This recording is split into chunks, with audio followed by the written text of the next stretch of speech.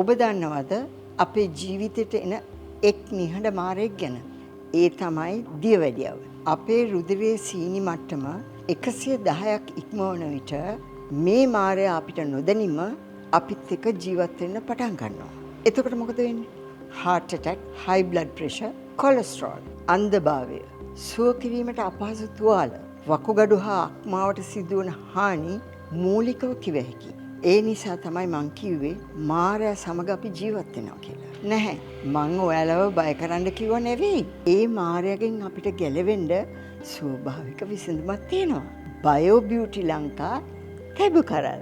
මේ කැප්සියුල් එකේ තියෙන කොරොසොලික් අම්ලය නිසා රුධිරයේ තියෙන සීනි මට්ටමත් කොලෙස්ටරෝල් මට්ටමත් හොඳින් පාලනය වෙනවා. බයෝ බියුටි ලංකා ස්වභාවික ඔසු ඔබේ ජීවිතය සඳහායි.